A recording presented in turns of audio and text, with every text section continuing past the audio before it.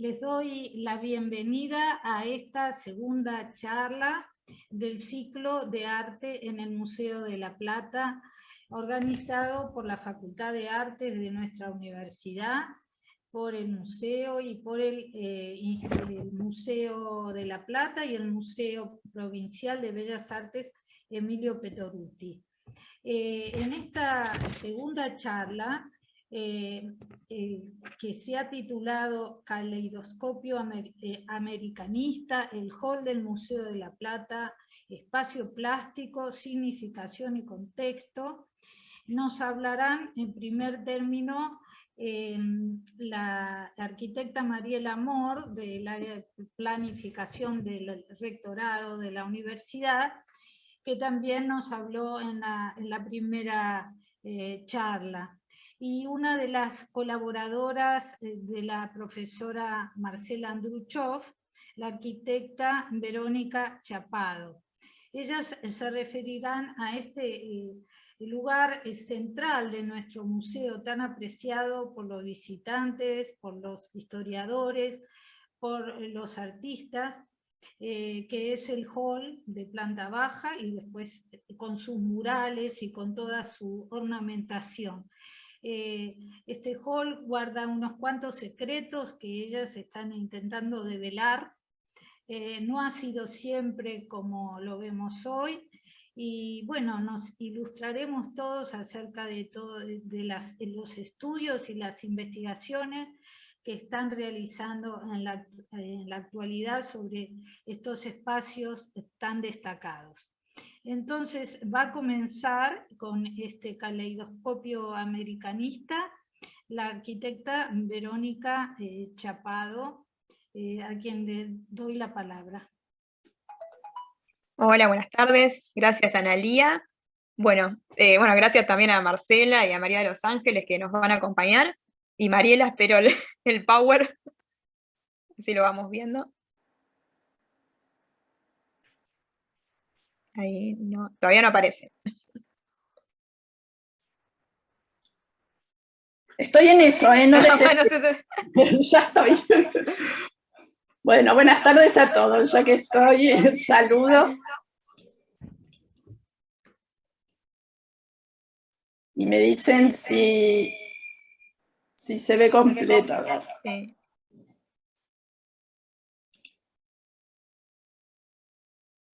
No. Esperen un poquito. Capten.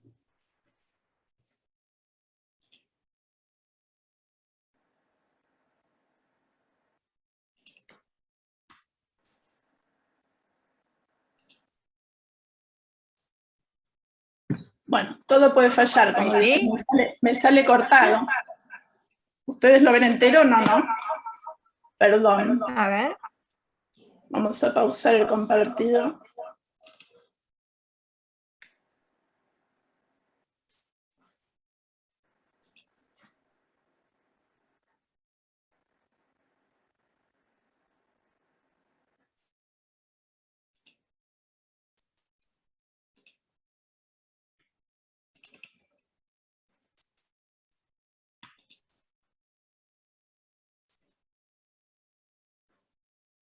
Volvemos a abrir. Ya lo tenía todo preparado, pero siempre algo puede fallar.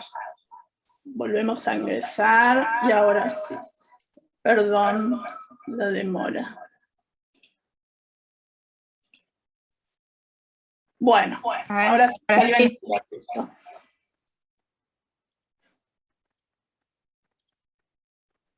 Ahí estamos. Muy bien. Listo. Bueno, primero las instituciones. Vamos a pasar, a ver, sí, la diapositiva. Pasa, ¿no? Ahí está. Bueno, el título de nuestra charla, Caleidoscopio Americanista, el hall del Museo de La Plata, espacio plástico, significación y contexto. Y yo voy a hacer un pequeño resumen respecto al museo y a la arquitectura del museo, que quizás ya lo conozcan, para luego darle el pie a Mariela para que nos siga contando sobre este caleidoscopio. El Museo de la Plata se funda en el año 1884 por un decreto provincial del gobernador D'Amico, con la idea de albergar la colección arqueológica del Perito Moreno, el fundador del museo, pero en un primer momento se lo llamó Museo General La Plata, debido a que la idea de Moreno era la de un museo integral que no solo expusiera su colección arqueológica, sino también otras disciplinas científicas, y se me movió el... perdón. Se está moviendo solo, ¿no? Ahí está. Otras disciplinas científicas y también las bellas artes. En el año 1997 se lo declara Monumento Histórico Nacional debido a las características distintivas que tiene el museo, como por ejemplo ser el primero en América Latina que fue proyectado y construido para ser un museo, y por otro lado, debido a que Moreno desde un primer momento lo concibe como una combinación de diseños del estilo neoclásico y de las culturas americanas precolombinas. Esto lo podemos ver en el frontis de la fachada, también en los órdenes de las columnas, la aparición de los esmilodontes, un animal americano extinguido, y se condensa específicamente en el hall central, que es el tema de nuestra investigación.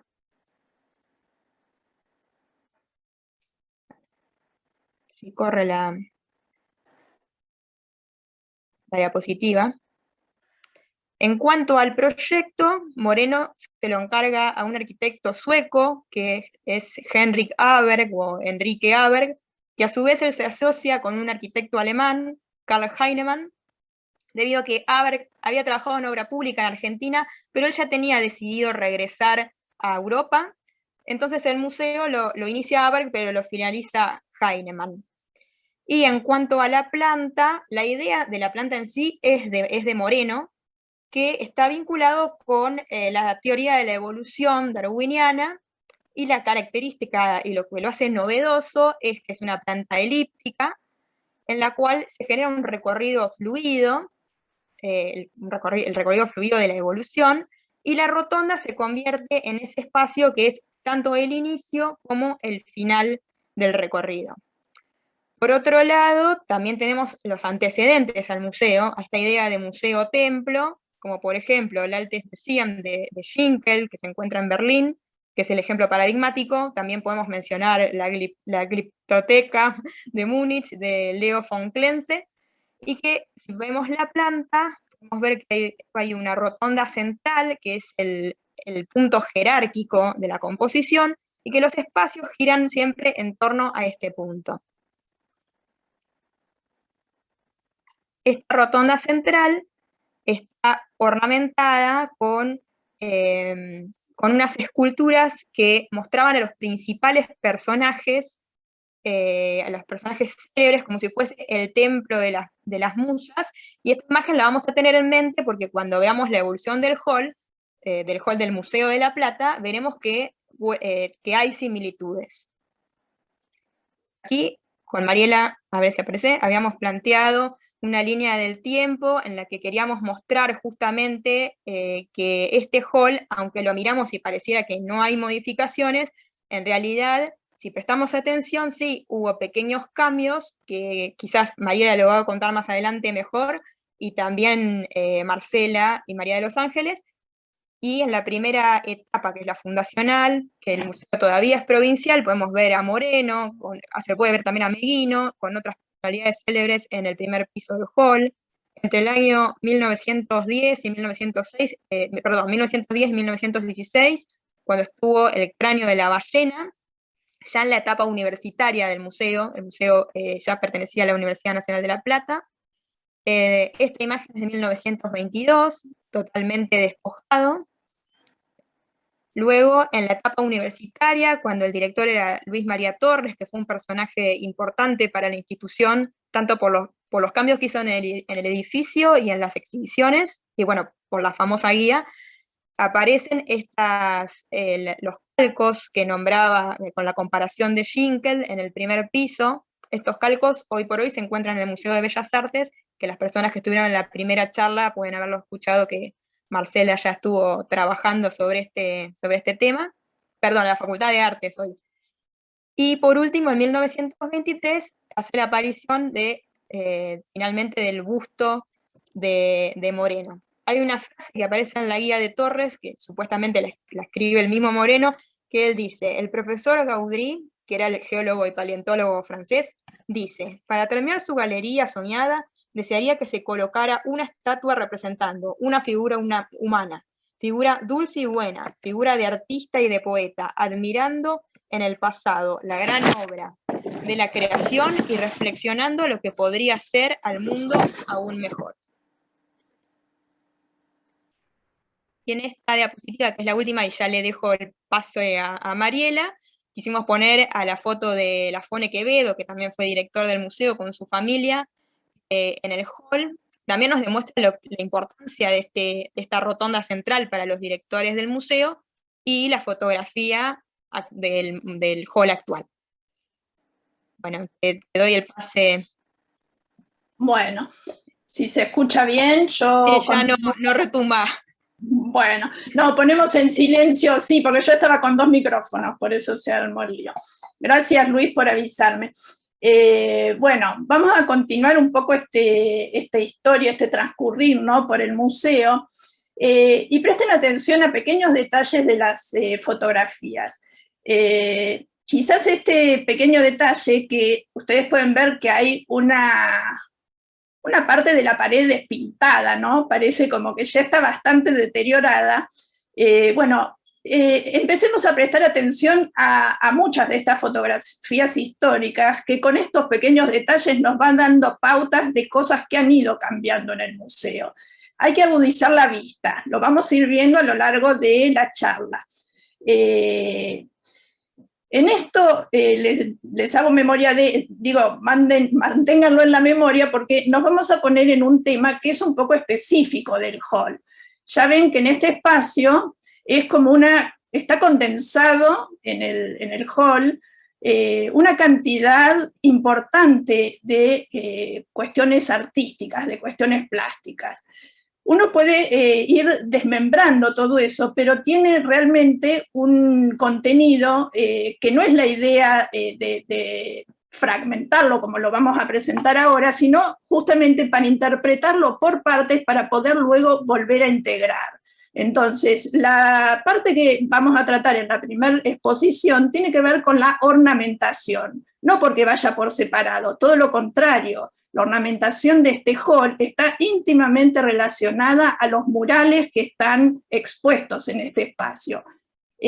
Concebimos este espacio, por eso la idea del caleidoscopio, ¿no?, como un espacio integrador, no solo por las ideas de Moreno, de esto de la idea de la evolución y de condensación, ¿no?, en este gran espacio de todas esas vinculaciones del arte naturalista, del cientificismo y demás, sino porque hay muchos mensajes ocultos. Entonces, esos mensajes ocultos en su momento tuvieron una lectura, vamos avanzando en las imágenes, que era el contexto de esa época. ¿Por qué? Porque una característica particular de Moreno era esta intención, esta idea fundante de lo americanista, de darle este sello americano a la ornamentación del edificio. Como bien decía hoy Verónica, desde la fachada ya estaba expresada esta intencionalidad.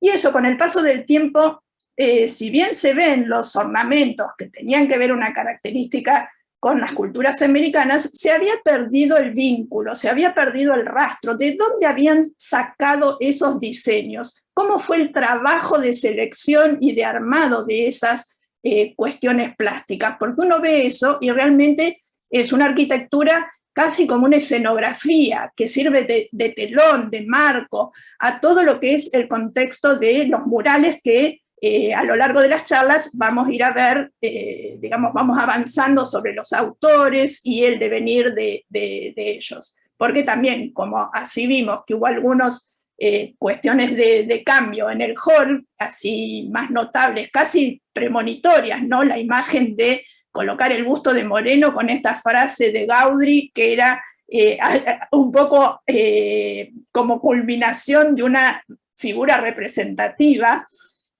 Una vez que, bueno, falleció Moreno, este fue un homenaje simbólico y se colocó el busto del escultor Lagos.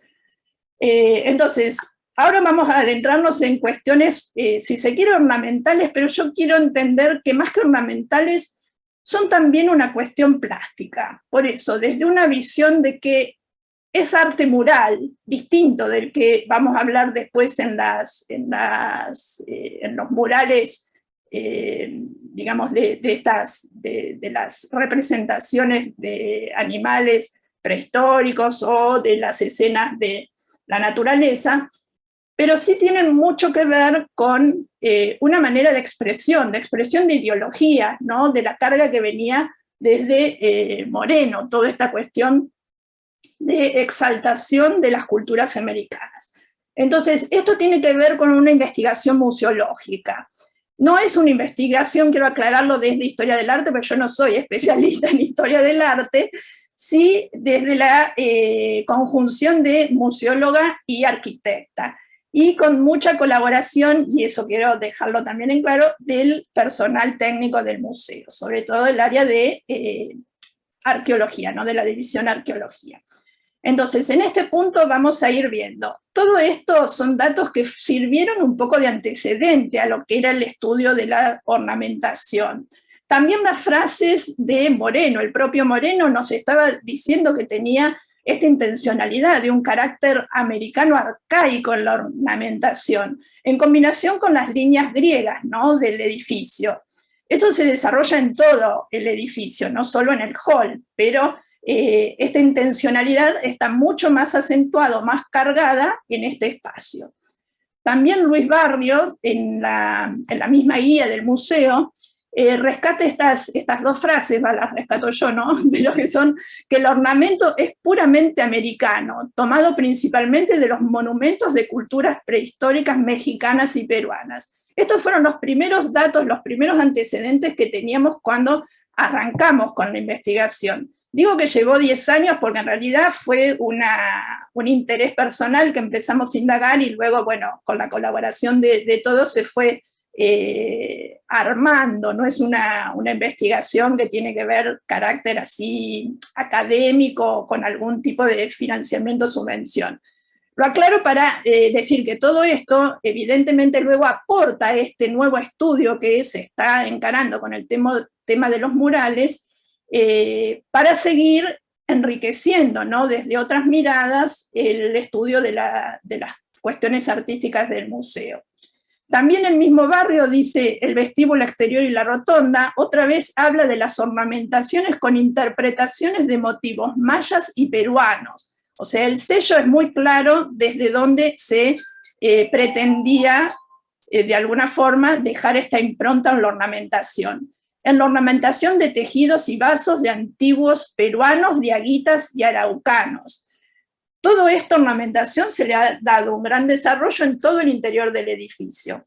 Pero ¿qué pasa con todo esto? En la misma guía del museo figura una frase en la que se hace referencia a que fue muy interesante el trabajo de representación, digamos, de todo lo que era la composición y los trabajos de selección y elaboración de todo este diseño ornamental.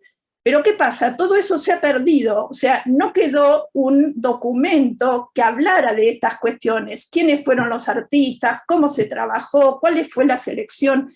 ¿Qué datos se tomaron? O sea, ustedes imagínense ahora, bueno, un artista quizás se copia, no sé, un diseño de la cultura mochica, va a internet, googlea, hace, pero en esta situación, imagínense, en 1884, no era tan fácil el acceso. Entonces, ¿cómo vinculamos esta ornamentación con las colecciones fundadoras del museo? De ahí, digamos, también seguir marcando el carácter que el mismo Luis María Torres nos evidencia, ¿no? en sus escritos, el carácter americano de la ornamentación en el interior del edificio. Habla de las guardas y medallones, los motivos peruanos, copiados de originales y de reproducciones, o sea, incluso habla que no eran solo piezas originales, sino también había reproducciones de tejidos y vasos, y también de diaguitas y araucanos. O sea, en términos generales vamos rumbeando hacia dónde iba el tema de la toma de estos modelos para la representación. Pero no se sabía exactamente cuáles eran esos objetos. Entonces, con esto que se toma de base, ¿no?, en frisos intercolumnios, acá ya es un poco más específico, los signos del calendario mexicano según los manuscritos atribuidos al Codex Borgia. Bueno, acá nos da una precisión, es un documento, entonces uno ya sabe de dónde se tomaron esos elementos. Ahora, ¿en dónde estaban estos signos del Codex Borgia? Toda esta cuestión, si se quiere, de antecedente bibliográfico, documental, había que ir reconstruyéndola a partir de los datos físicos, ¿no?, la cuestión iconográfica que se veía en el edificio. Entonces, a partir de eso se hizo el estudio, digamos, del relevamiento general de los casos. ¿Para qué? Para poner en valor los diseños desde toda esta cuestión americanista, entendiendo el espacio arquitectónico como un espacio plástico, pero para recuperar este mensaje que se había perdido con el paso del tiempo, o sea, volver a vincular lo que era el continente, o sea, el edificio y todo lo que es esta carga de arquitectura, con el contenido, las exposiciones y las colecciones del museo.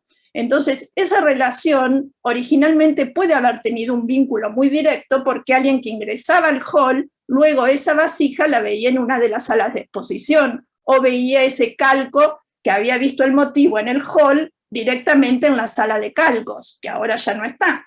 Entonces, ese vínculo se había perdido con el tiempo, y tampoco encontramos escritos que documentaran esto. Entonces, esa fue la tarea de investigación más ardua, si se quiere, de realizar el relevamiento, el registro, identificar los motivos, ¿no?, para luego poder volver a volcar eso en la exposición. Estos aspectos que también se tomaron en alguna de las salas, como fue en el proceso este de 2013, no los vamos a tratar ahora, pero también fue muy interesante de verificar, digamos, la originalidad, o si se habían de alguna forma modificado estos diseños a lo largo del tiempo. Y también se hicieron cateos, pruebas de color. Pero vamos a remitirnos simplemente a los aspectos que tienen que ver con lo artístico.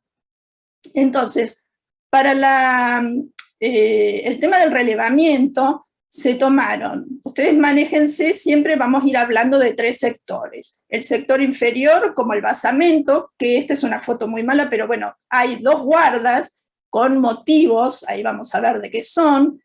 Una parte superior que está por delante, ven que están como enmarcando de alguna forma la ornamentación, todo lo que tiene que ver con los murales, que luego las chicas van a ir también tratando. Y bueno, este nivel le decimos de dintel o niveles superior, y en el punto C vamos a ver lo que tiene que ver con los cielos rasos. Esos son los 3 sectores de ornamentación diferenciados. Ahora vemos que no pasa lo mismo en planta alta que en planta baja. Si bien los sectores son iguales, no se repite la ornamentación. O sea, ha sido la creación por cada nivel tiene su particularidad. En el nivel superior, como decíamos, también tenemos el nivel de basamento, ya no con 2 guardas, sino con una sola.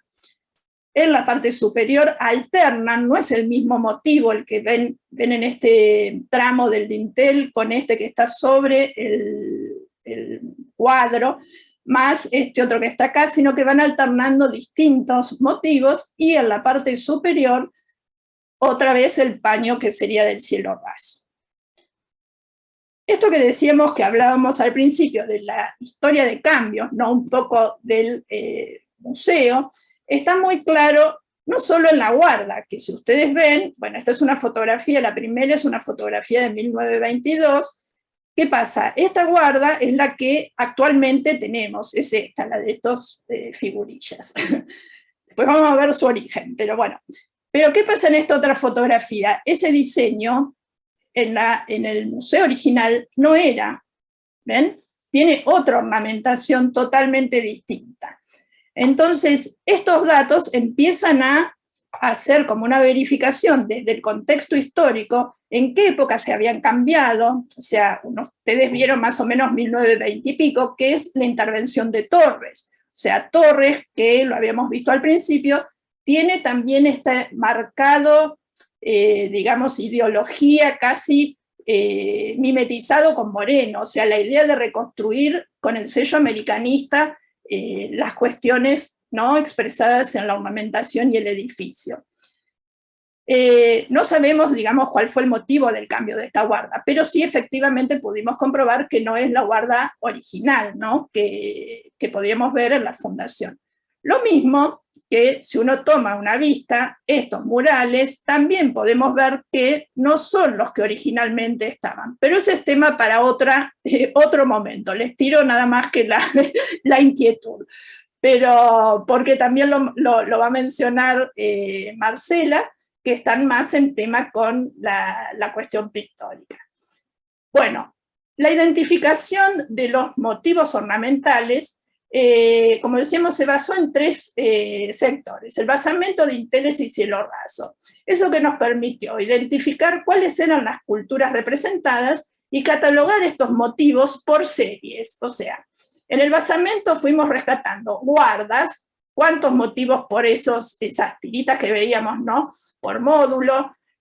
Había algunos elementos que se repetían, había guardas, dinteles que en realidad se iban repitiendo como una estela, entonces ya tomaban una entidad distinta, plásticamente actuaban como toda una unidad. Entonces eso nos permitió identificar 233 motivos diferentes dentro de las iconografías que veíamos en la ornamentación, y 387 motivos presentes en la ornamentación. Por ejemplo, esto si es un motivo de un textil, bueno, se alternaba con otro motivo, pero este es único, que se va repitiendo X veces.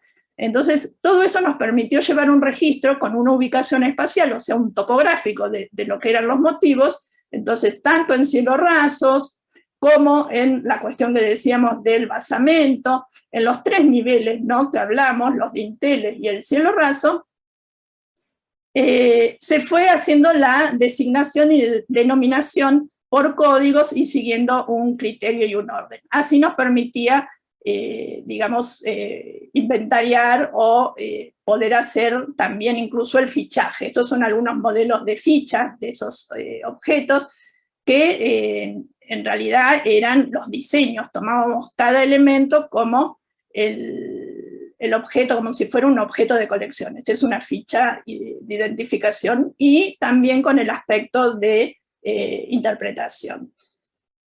Ahora vamos a lo específico, a esta cuestión de identificar cuál era el origen de estos diseños. Entonces, se detectaron dos sectores. Como decimos, en el basamento, por ejemplo, hay una serie calendárica. Le pusimos serie calendárica justamente porque están referidos a los calendarios, ¿no? Ahora vamos a ver a cuál, pero de esta serie calendárica hay dos diferencias. Hay uno que hay un elemento que se repite, que es este nexo, que es el Olin, que tiene dos representaciones distintas, pero es el mismo símbolo, que es el día 27 del calendario. Y en la otra guarda se repite el motivo del maíz, ¿no?, del marlo.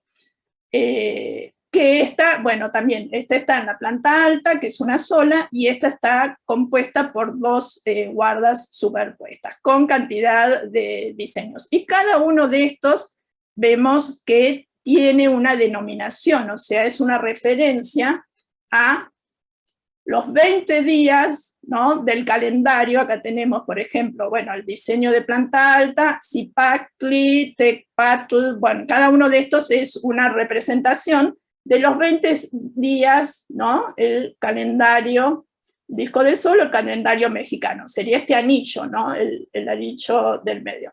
Y acá la referencia al documento de donde se habían sacado. Recuerdan que habíamos hablado del Códice Borgia. Entonces, esta es una de las hojas de los códices mesoamericanos, en este caso el Códice Borgia, donde se ven los signos de los días. Todos estos, digamos, imágenes, estas iconografías, corresponden a lo que está en la guarda que veíamos recién, alternando con el símbolo que es el maíz.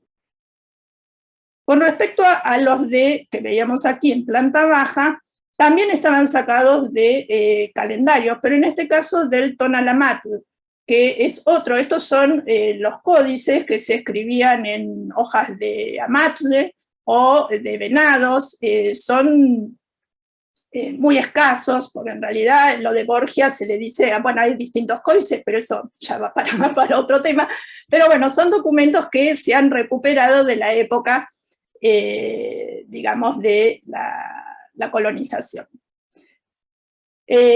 Ahora, en relación a los niveles superiores, pasan distintas cuestiones, que ahí también está lo creativo de la ornamentación. No es que siempre han adquirido la misma tipología en cuanto a que se repite un motivo o que se transfiere, digamos, por repetición o por espejo, ¿no? Como si fueran stencil, sino que en algunos también hay una cuestión creativa en relación a que estos elementos, por ejemplo, eran sacados también de acá, después vamos a ver si alguno le interesa, bueno, pero están sacados también de temas calendáricos, con la particularidad de que están armados en horizontal, cuando la lectura de estos códices era en formato vertical, de arriba para abajo. Y además, bueno, digamos que están sacados de contexto, ¿no? Porque esto seguramente, si viene alguien de las culturas precolombinas, nos mata porque estaríamos diciendo quién sabe qué. Pero bueno, la cuestión creativa y visual está en esto. Lo mismo en estos, que uno ve estas figurillas y que parece que fuera una estela ya toda armada, pero evidentemente, bueno, no encontramos el documento o digamos, el calco que representara esto, pero sí se encontraron algunos restos, digamos, porque también eran pequeños calcos de lo que era la sala de arqueología, la sala de calcos, donde antes estaba, digamos, esa es una sala histórica, ya no está más la sala de calcos, sino que quedan algunos calcos en el pasillo que va para la sala de las ballenas actualmente, y que en estas imágenes, que está un poco muy mala la foto, está reconstruida y está armada una escena, ¿no? Como si fuera realmente una estela. Estos son todos distintos modelos de los dinteles de planta baja y de planta alta. En este caso, vamos a ver el más próximo por la proximidad con la sala de arqueología americana, ¿de qué contexto se sacó que puede ser llamado el Tumi, o el señor de las varas, o el de los dos cetros? O sea, era una deidad con dos, como ustedes ven, dos bastones, que es lo mismo que acá podemos verlo en la imagen en la Puerta del Sol, que está en la sala de arqueología, o también la podemos ver, ese mismo motivo iconográfico está en las fachadas del museo, en uno de los laterales, esos dos paños que están sobre los tímpanos, digamos, menores. Bueno, esta serie de motivos también nos hacen esta referencia a culturas de Perú, y vamos a probar ahora, esto es una introducción, a ver si al último tema, que sería el tema de los cielos rasos. No sé si se escucha el sonido, porque con eso siempre tengo igual.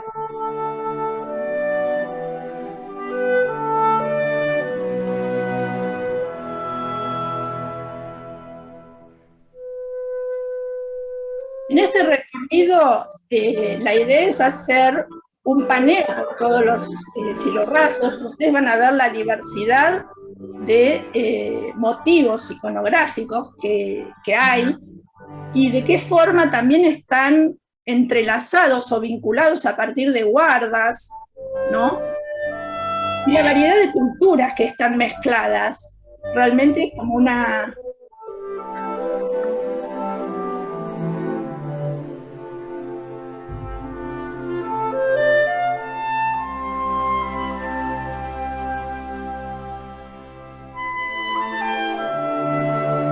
Por ejemplo, estas pequeñas guardas que arman entre un paño y otro son de cultura chimú, luego tienen grecas, estos dorados que tienen algún clásico.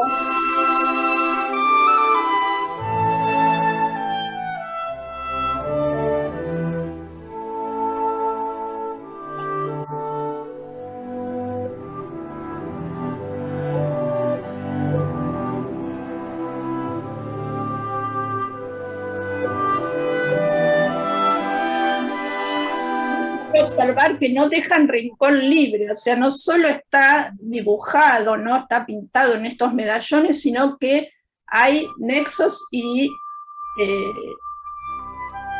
iconografías combinadas dentro de todas las...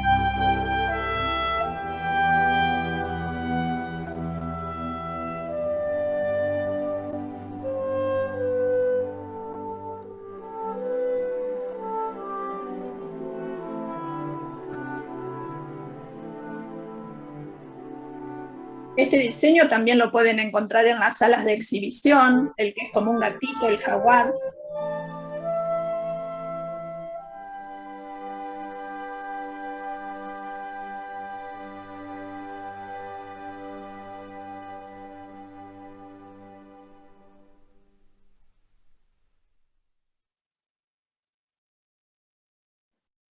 Bueno, y este video se lo habíamos hecho dedicado a María Delia, que fue realmente la que a mí me dio mayor apoyo al momento de iniciar esta investigación, sobre todo en la cuestión de orientarme hacia dónde mirar de las colecciones fundadoras del museo, ¿no? Empezar a tener esa mirada de conexión con cuáles eran las primeras colecciones que estaban en el museo en este momento de, digamos, de auge, de crecimiento y de...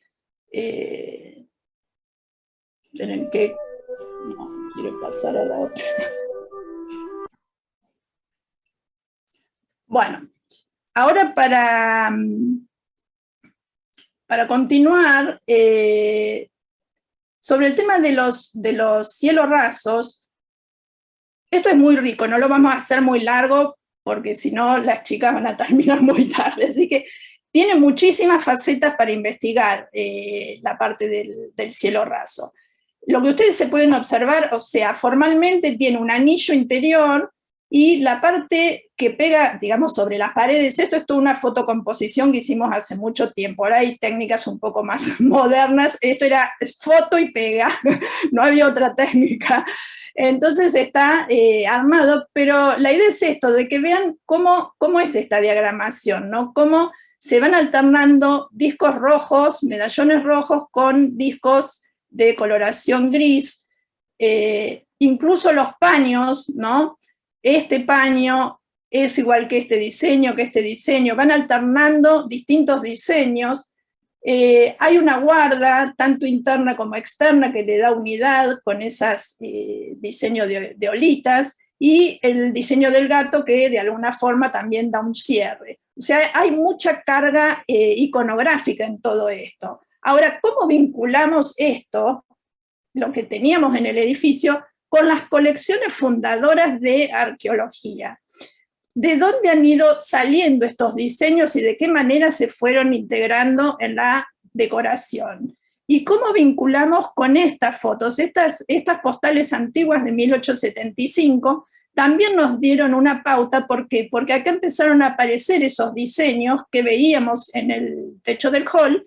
Entonces ahí tuvimos que ir rastreando cuáles eran las colecciones, porque el museo tiene colecciones arqueológicas, digamos, bastante amplias, como todos saben, pero bueno, hacer un recorte a cuáles pertenecía.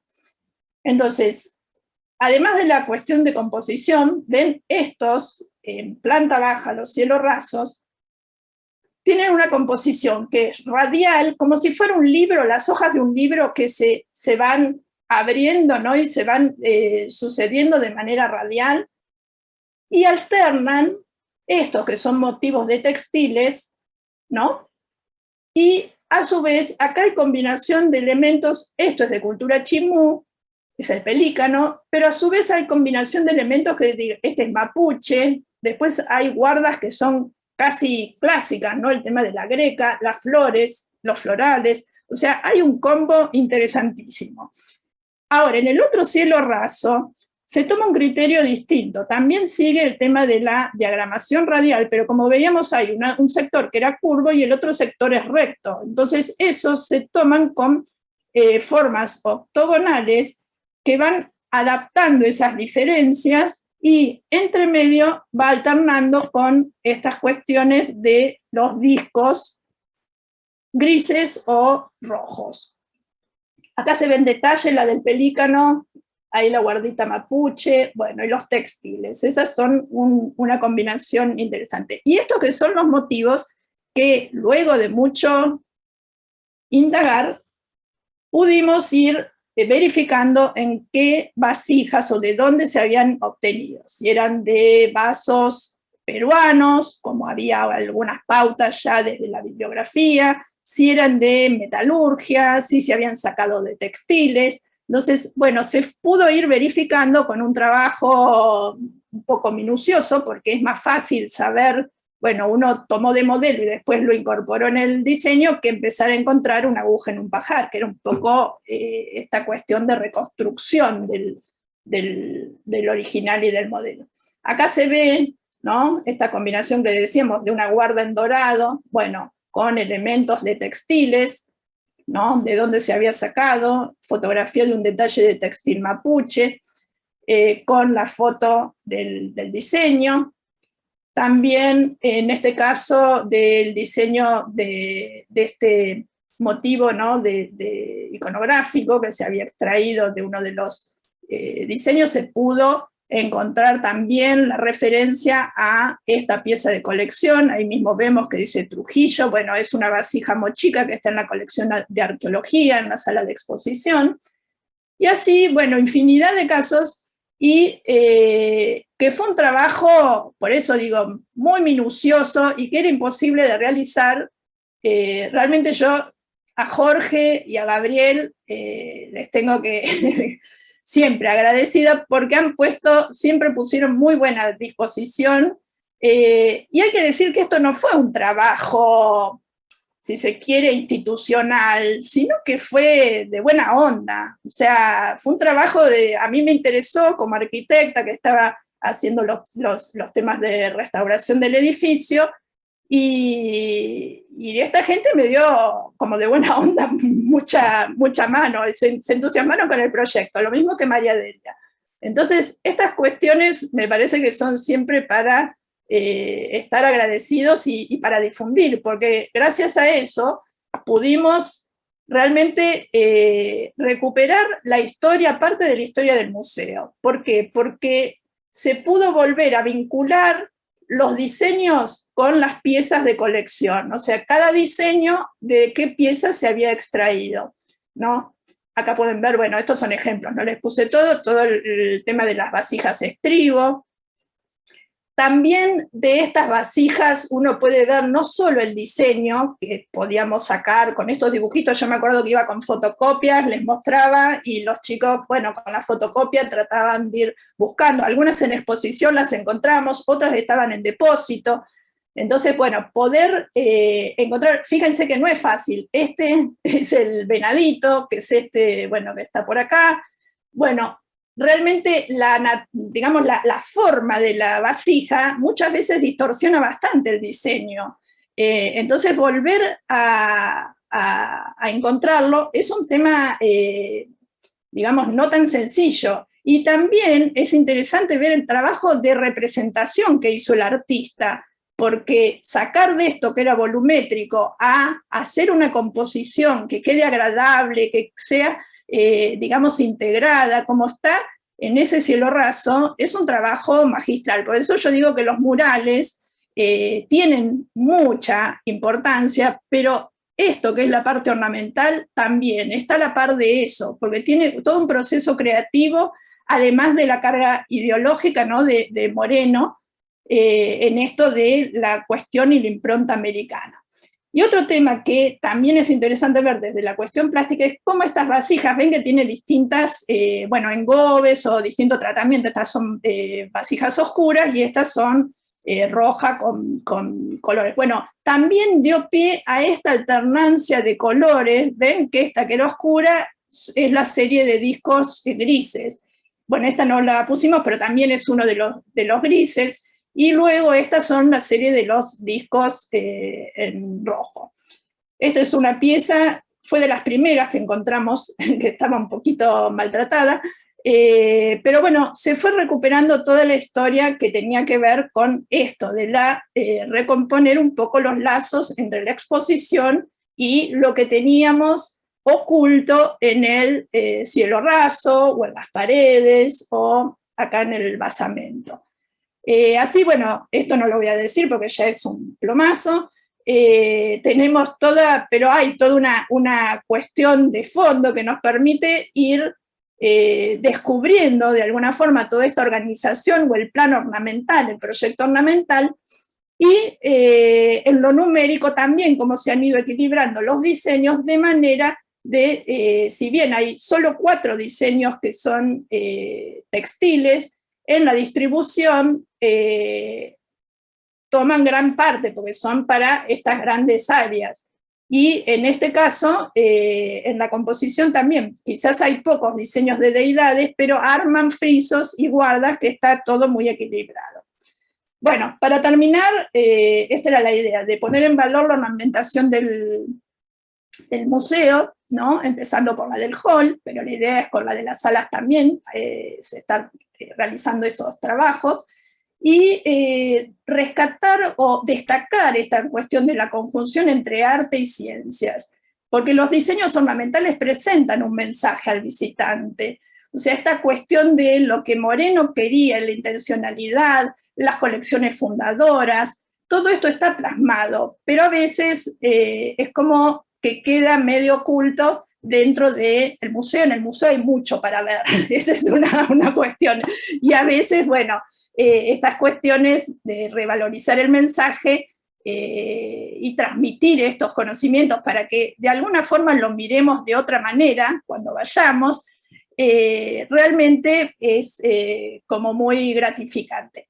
Esto les muestro, hay un ejemplo, en varias oportunidades hicimos un ejercicio, una especie de puesta en común con el público, en el que ellos mismos hacían esta búsqueda, o sea, se les daban las representaciones, los dibujos, ¿no? Las fotos de la iconografía correspondiente al hall, y se hace la búsqueda de alguna forma, como la búsqueda del tesoro, en el lugar. Ven que están todos con tortícolis acá mirando para arriba, pero están todos buscando esa representación, y luego ese mismo diseño buscan su correlato en las salas de exhibición. O sea, les damos los que están en sala, no le damos los de depósito porque si no estarían buscando todavía, pero realmente ha tenido muy buena aceptación. Ven como las familias, los chicos, a nosotros nos sorprendió porque esto era una actividad para adultos, pero fueron familias con chicos, y estos 2 nenes, no sé, el día de mañana son arqueólogos, porque no paraban de pedir hojitas para seguir identificando los diseños. O sea, esas cosas son las que me parece que está buenísimo de empezar a vincular, por eso esto de una apertura a otras áreas del museo, o sea, de vincular el arte con la ciencia, porque es una puerta muy interesante, y el museo tiene mucho para mostrar y mucho por descubrir. O sea, cada vez que vamos metiéndonos hay algo más por descubrir. Bueno, le dejo la palabra a Marcela y a Lelé. Dejo de compartir esto, esperen que no quiero hacer lío. Y el que quiera hacer alguna pregunta, después lo deja en el chat y vamos a hacer al finalizar la charla.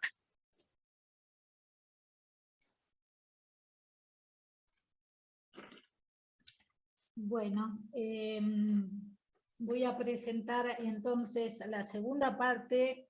Muchas gracias, Mariela. Luego vas a poder leer en el chat todas las felicitaciones que has recibido y la admiración de este descubrimiento que a todos, me incluyo, nos has hecho. Yo venía con este descubrimiento de antes, pero a toda la audiencia de esta maravilla que a veces transitamos por allí y no vemos, pero alguien nos enseña a ver y apreciar. Y ojalá que con el museo abierto podamos repetir la experiencia, ¿no? La experiencia tuya de ir buscando esas iconografías. Bueno, y tenés que publicar, que siempre te digo, una parte está publicada, pero mucho todavía no, así que Mariela, Esto, otro aliciente para publicar. Ahora vamos a escuchar la segunda parte que han titulado Arte, Ciencia y Naturaleza, las pinturas en frisos y murales del Hall. Primero vamos a escuchar a Marcela Andruchó, la profesora, directora del Instituto de la Facultad de Arte, que nos acompaña con todo su grupo de investigación en estos temas, y que escuchamos la vez pasada, ¿recuerdan? Que nos habló del origen común de la Facultad de Arte en el museo, ¿no? De la relación entre nuestras dos instituciones que ahora retomamos con más fuerza. Entonces, Arte, Ciencia y Naturaleza, las pinturas en frisos y murales del Hall, por Marcela y posteriormente por la magíster María de los Ángeles de Rueda. Bueno, buenas tardes, buenas noches a todos. Muchas gracias por estar. Gracias, Analía. Gracias, Mariela y Verónica, especialmente Mariela por un descubrimiento increíble respecto del museo. Bueno, yo voy a compartirles también la pantalla con lo que estuvimos indagando con Lelé, con María de los Ángeles. Supongo que están viendo, ¿no? Si no me dirán, ¿sí? ¿Están viendo? Bien. Hay que pasar por acá, ¿no? Bueno, nosotros decidimos encarar esta parte de la investigación con los murales y los frisos que están exhibidos, que han sido pintados en las dos rotondas del museo, en el ingreso y en la planta alta.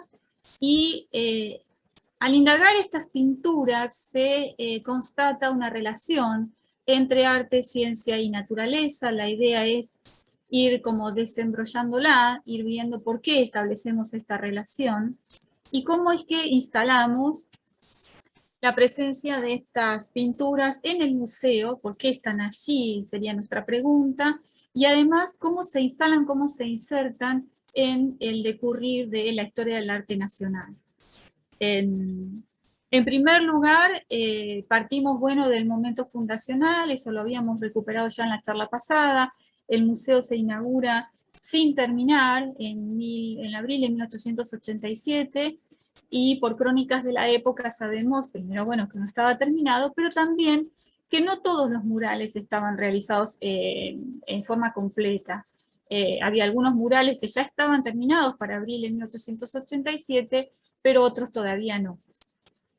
Esta escena, digamos, esta es una imagen de 1922, que Mariela recién también mostró, y lo que vemos en esta otra también de 1922, es un emplazamiento, ¿no?, central de estas pinturas, que tiene que ver también con lo que las chicas comentaron acerca de la elección, es decir, Francisco Moreno sigue en esta distribución del partido del museo a Albert Gaudry, que era un científico dedicado a la historia natural, pero sobre todo a los museos de paleontología, que planteaba la necesidad de privilegiar museos de forma circular, o sea, de planta circular, que siguiendo a Irina Podgorny termina siendo o se transforma en el modelo tridimensional de la evolución. Es decir, hasta ese momento las formas de describir o graficar la evolución o representar la evolución tenían forma ramificada, tenían forma de árbol filogenético, truncado, no truncado, de acuerdo a la información o los descubrimientos que la ciencia natural tenía hasta ese momento, pero no existía una manera tridimensional de representar esa evolución. El modelo de Albert Gaudry plantea entonces esta planta circular. Moreno, en el Museo de Moreno termina siendo una planta elíptica. Moreno sigue a Gaudry en esto, y plantea entonces, como mostraron las chicas en la planta hace un momento, un espacio central de inicio y finalización del recorrido. Es decir, hay unas escenas en este espacio, que también lo mencionamos, que representan tiempos prehistóricos, escenas de tiempos prehistóricos con animales extintos, escenas de la vida prehistórica de los originarios pobladores del territorio argentino, escenas de vida histórica de los indígenas, y representaciones de paisajes del territorio argentino. Eso es un poco la temática que se da en este espacio. Es un espacio al que uno tiene que retornar para volver a iniciar el recorrido, para subir a la sala superior, y es como un regreso al origen, ¿no? Esa es la idea del recorrido, un regreso al origen, y nuevamente, y subir a la planta alta, donde están distribuidas los ejemplos de las colecciones que dan ejemplo, digamos, de las artes más sofisticadas, o de las partes más sofisticadas de la evolución, de la civilización, perdón. En ese sentido, con Lelé se nos sugiere esta forma, no estamos diciendo que lo sea necesariamente, nos sugiere esta forma o nos recuerda lo que para la época eran las vistas de panoramas, que ya estaban instaladas en la ciudad de Buenos Aires, y en un espacio de este tipo, un espacio que no tiene el abigarramiento actual, donde hay vitrinas, donde está el busto de Moreno desde la década del 20, donde hay mobiliario para sentarse y demás, esta distribución, digamos, era un espacio mucho más vacío, donde el entorno, digamos, podía, digamos, acercarse a una situación inmersiva, justamente ligando estas representaciones o estas formas de interpretar, digamos, estas formas en que las pinturas interpretan esa evolución desde el punto de vista científico, dando como una clave interpretativa al futuro recorrido, ¿no? Al próximo recorrido, para ver las colecciones en las vitrinas y en los dioramas, ¿no? Esa representación de la historia natural. Esta es una idea que nos sugieren estos espacios en términos de la dimensión de los murales. Los murales tienen aproximadamente 3,30 metros por 2 metros. Acá, gracias a la mano gráfica de Verónica, hicimos una representación gráfica de la ubicación de los murales tal como los vemos hoy.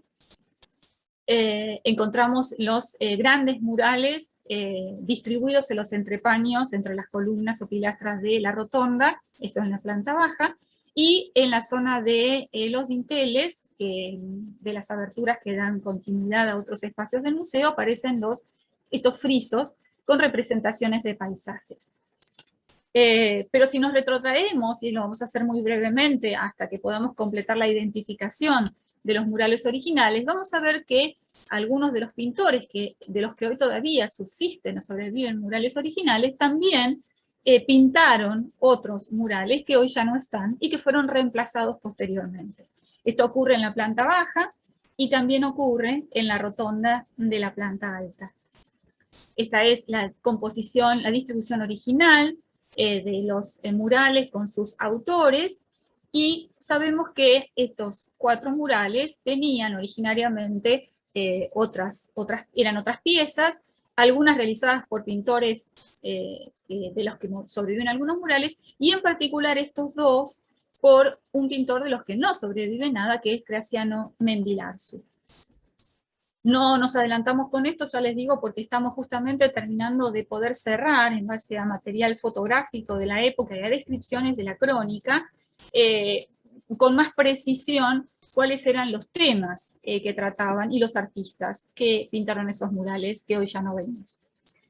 Podríamos estimar más o menos unos 3 momentos de realización de los murales, uno a fines de la década de 1880, pensando en 1886-87, por ahí 1885, que es el momento en que el museo, digamos, está fehacientemente levantándose, se está construyendo, un grupo de murales que incluyen 6 de los pequeños y unos cuantos de los más grandes. Un segundo momento que lo podemos estimar en fines de la década de 1900, tenemos una fecha constatable que son las de Jorgensen, que son de 1909, y podemos ubicar en ese momento los murales y frisos de Speroni, de José Speroni. Es algo a constatar, es algo a verificar.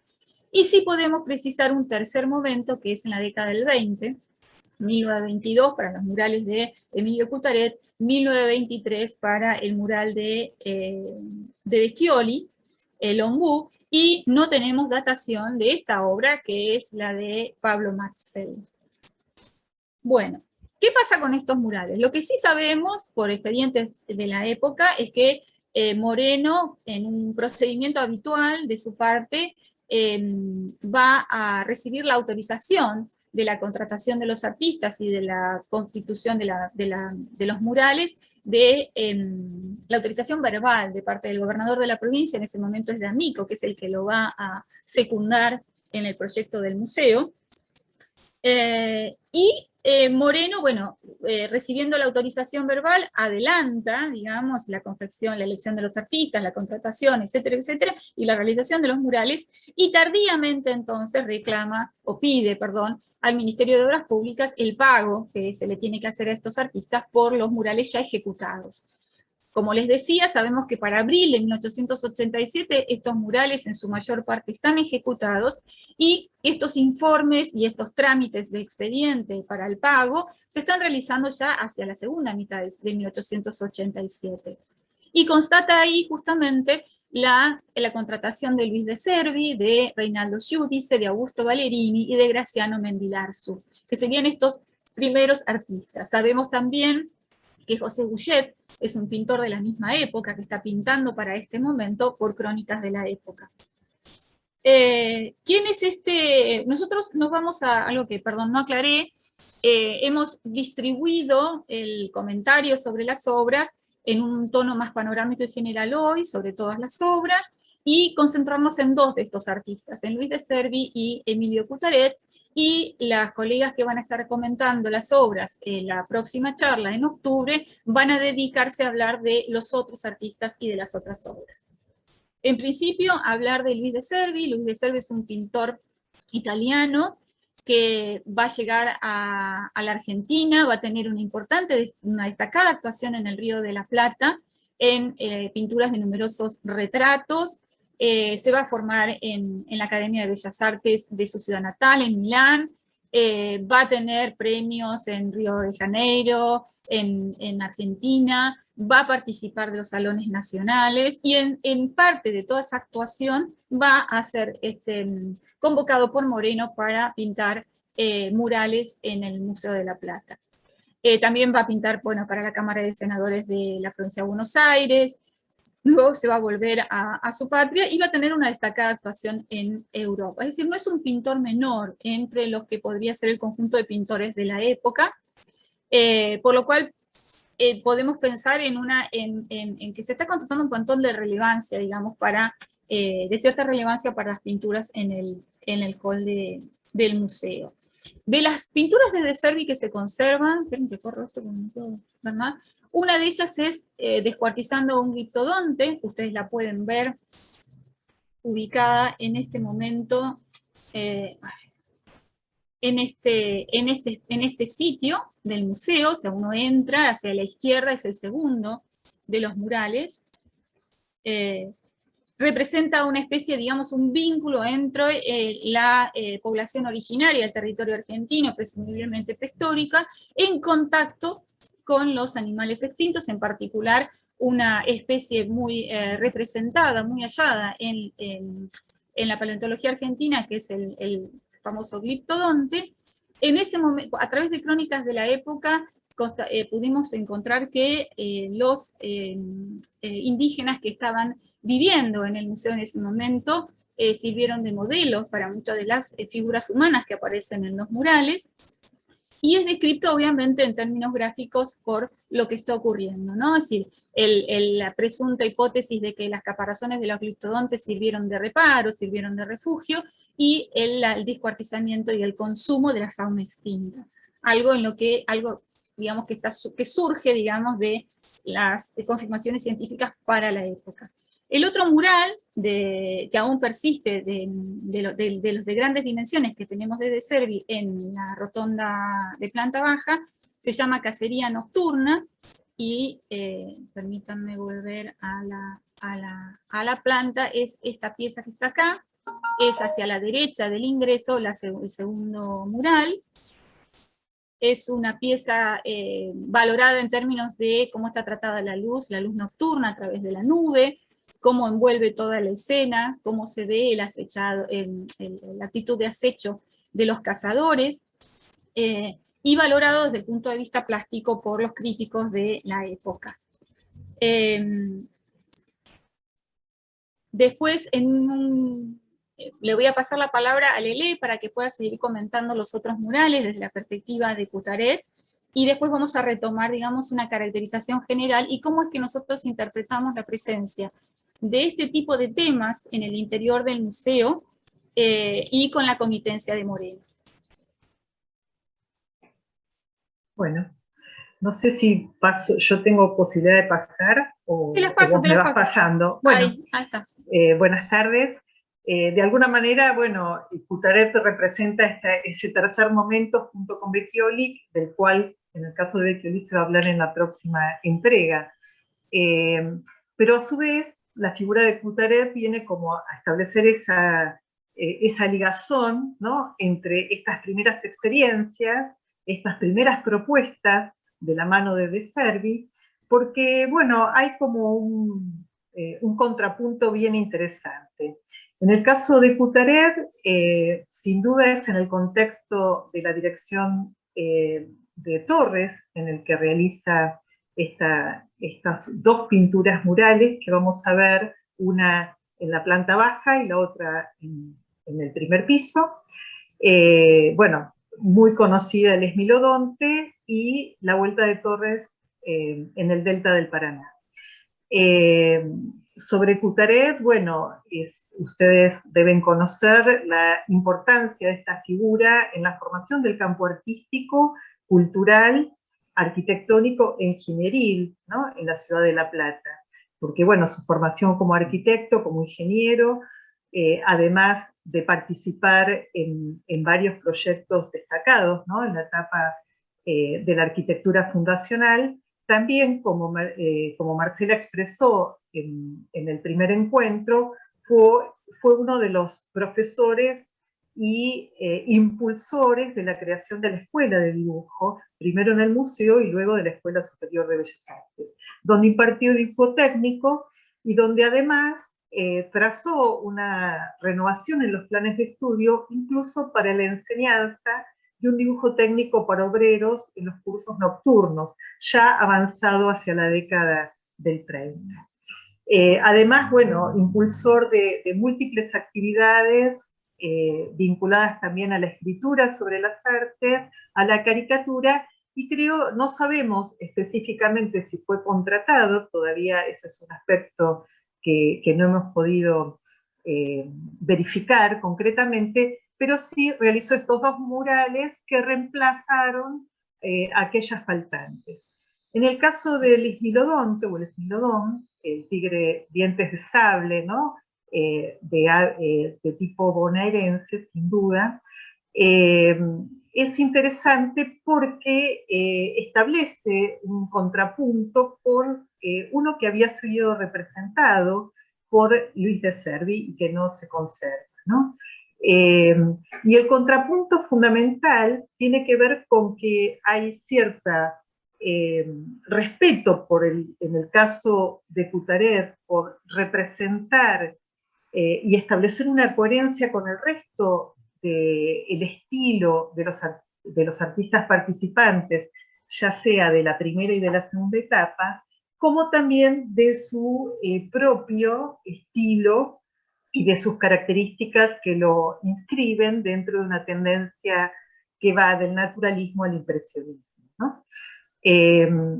Otro aspecto que quería destacar, y que tiene que ver con algo que también dijo Mariela, esta necesidad de volver a descubrir a partir de la mirada y detenernos en la mirada, es que la datación de esta obra en el catálogo de la Fundación que lleva a cabo Guiomar de Urgel, como el destacado texto que escribió Carden sobre los murales de la ciudad, al cual hacemos referencia, y que la mayor parte de la bibliografía a nivel internacional que cita el Esmilodonte de Coutaret se basa en la datación que hace Carden de 1927, cuando en realidad, incluso yo en un texto, en un artículo de hace un par de años sobre la constitución del campo artístico, también hice referencia a la fecha de 1927, pero en verdad Coutaret firma y pone como fecha 1922.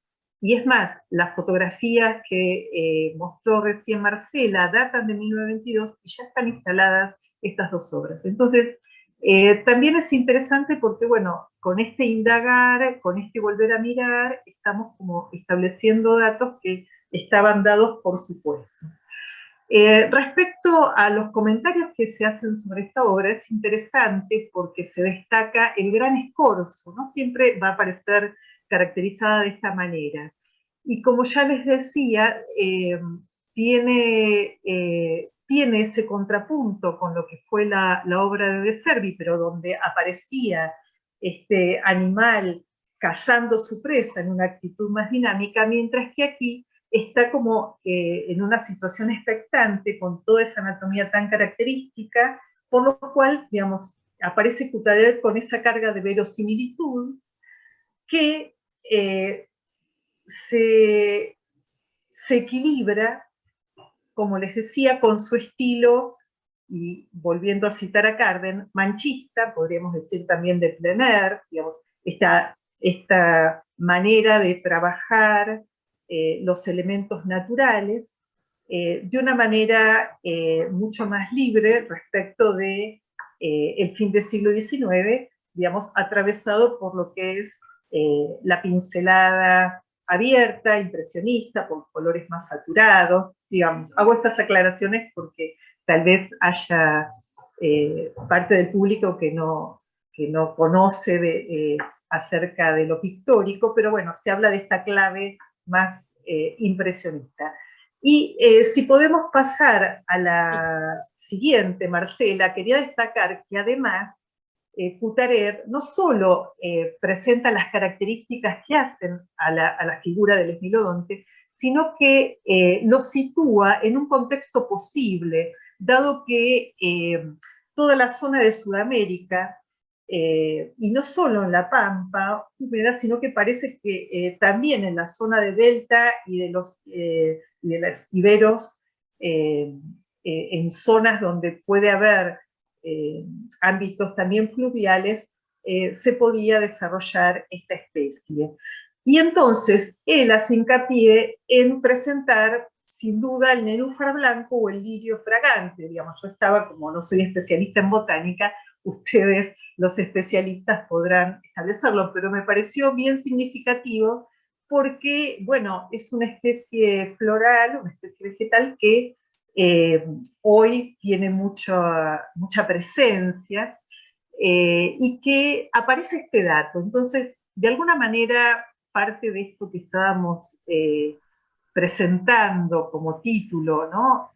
Arte, ciencia y naturaleza, permite estos desplazamientos, ¿no? Como, bueno, un artista ya de la tercera etapa, como es Cutaret, está desarrollando esta función, si se quiere, didáctica, pedagógica, respetando las convenciones de las especies vinculadas a la paleontología y a la botánica, pero a su vez ofrece, y el hábitat correspondiente, pero a su vez ofrece esta carga plástica, pictórica, que lo caracteriza a él en el resto de las obras que se pueden apreciar en colecciones particulares o incluso en el Museo Provincial de Bellas Artes o en el Rectorado a través de las acuarelas o de los óleos. Esto es lo que quería mostrar y que de alguna manera con los pequeños murales que vamos a ver ahora, los dos pertenecientes a Speroni y los 6 pertenecientes, perdón,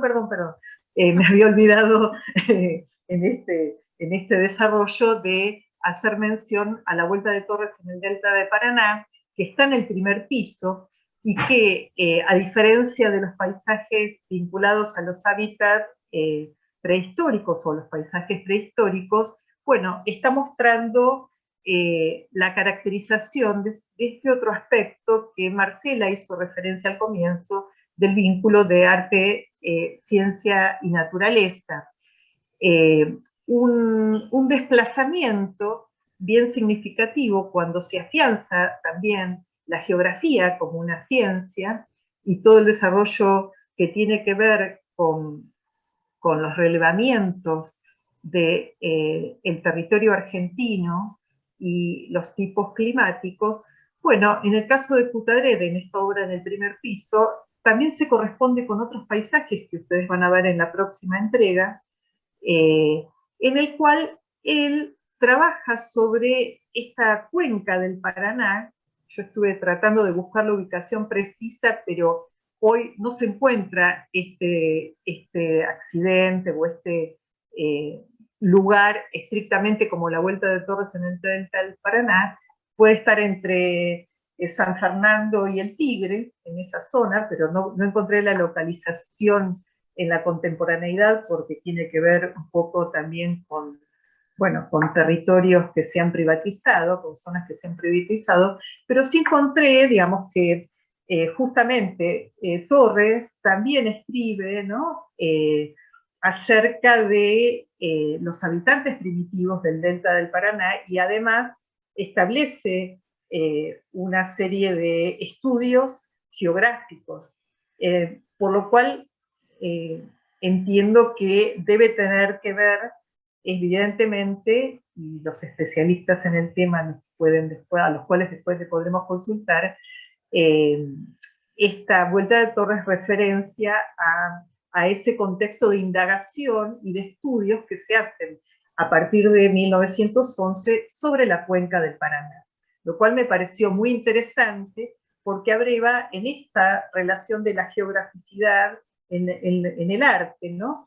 Y de la mano, por eso había puesto la función pedagógica, geográfica, porque también se corresponde con una ampliación del paisaje y el territorio argentino a través de otros artistas contemporáneos a Cutared, y que tal vez han sido más estudiados porque, bueno, dan cuenta del trabajo del paisaje de sierras o del paisaje del Río de la Plata en su conjunto, ¿no?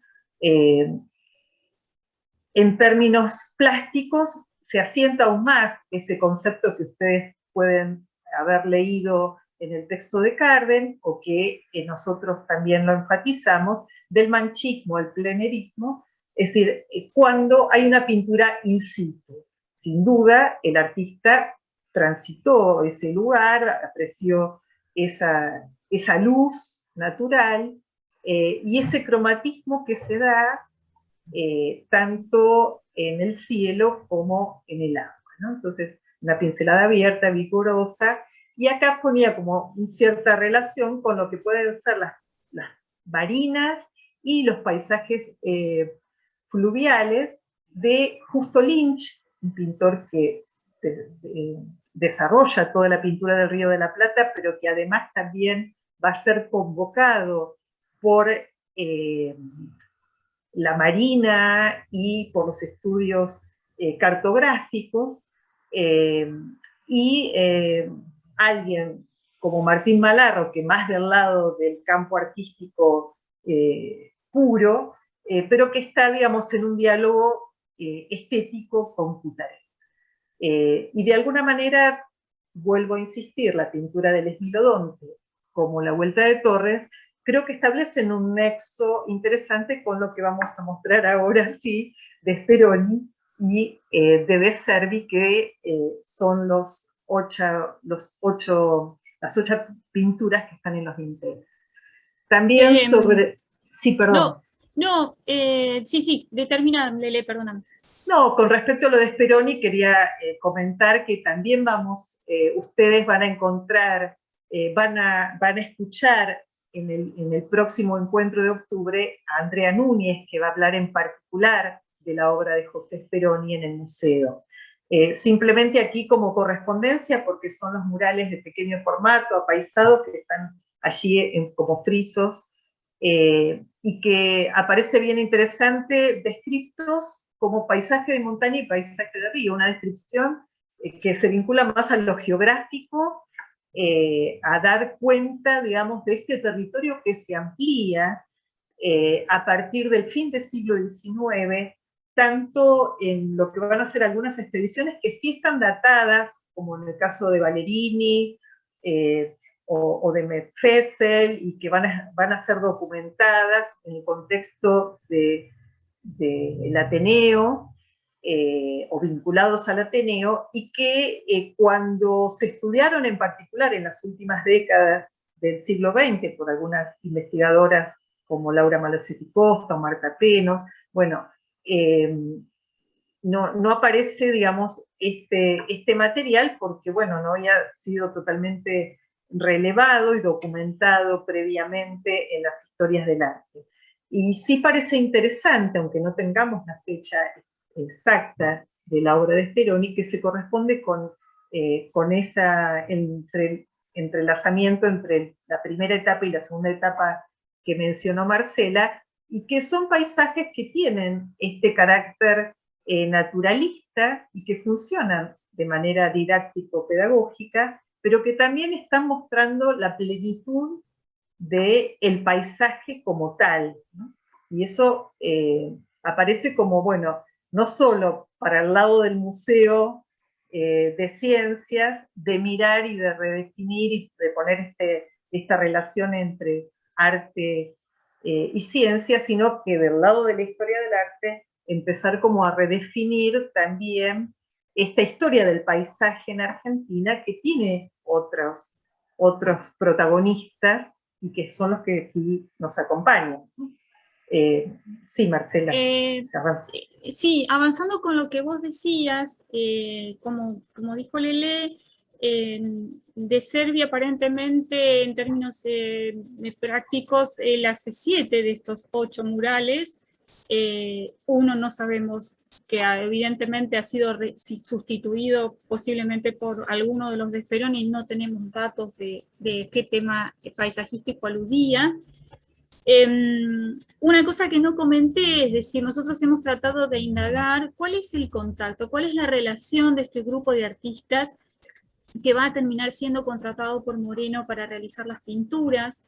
Si bien ha sido indagado todas las formas de sociabilidad en la Argentina, en la región sobre todo de Buenos Aires, en la primera parte del siglo XIX hasta 1862, no tenemos bien claro todavía cómo es que, salvo por redes familiares, redes de comerciantes, redes de vínculos que participaban, digamos, de los mismos intereses intelectuales, entran en relación Moreno, Homberg, Berg y demás con este mundo, estos artistas, ¿no? El Ateneo que mencionó Lele es una manera de institucionalizar este ambiente cultural a partir de literatos, de periodistas, de pintores, de escultores y demás, pero va a tener sus inicios en 1892. Y nosotros estamos